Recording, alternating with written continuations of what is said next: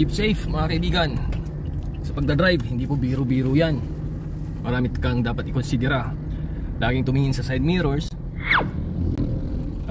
Siyempre focus lang sa mga possible na tatawid, diba? Sabi nga nila, maging defensive driver ka. Yung mga akala mong hindi mangyayari, isipin mo pa rin na pwedeng mangyari yan kung ikay nasa kalsada. May biglang babangga sa'yo dahil nakatulog. Kailangan na-imagine mo yan. Kaya habang malayo pang isang sasakyan, kailangan dinidistansyahan mo na.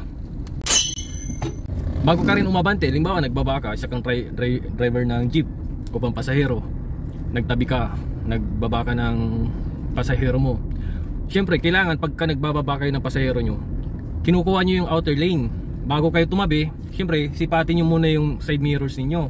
Tignan ninyo kung yung nasa likod ninyo ay mabilis ba kanyang takbo or mag-overtake ba siya sa outer lane.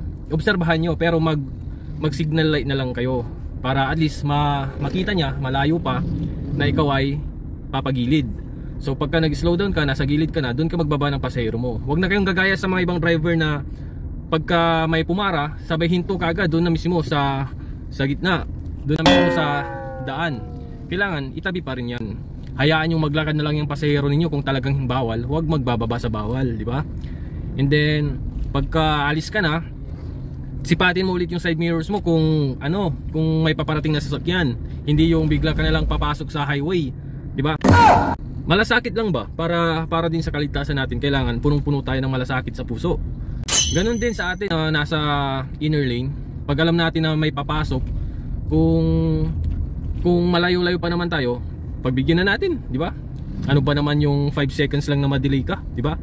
Laging may dahilan kung bakit tayo nadidelay sa mga lakad natin. Laging may dahilan yan. Minsan iniiwas tayo ng Diyos sa disgrasya. Kaya huwag mong panghinayangan kung meron kang bus na napalagpas, hindi ka nakasakay, hindi sana nakarating ka na sa pupuntahan mo. Huwag ka nang manghinayang doon.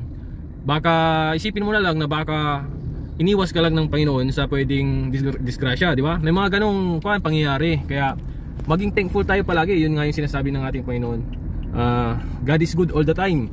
Kasi all the time may ginagawang Diyos. Yun lagi ang dapat nating isipin. Bakit ba sasabihin ng God is good all the time kung wala namang dahilan, di ba? So may dahilan. Yan, safety tips lang tayo mga kaibigan. More on malasakit. Kapag meron tayong malasakit sa isa't isa, hindi tayo nag-uunahan sa daan, alam nating mag-focus tayo ng traffic, gamitin natin yung malasakit. Sige, kayo na yung mauna, di ba? Makakarating din naman tayo sa patutungan natin.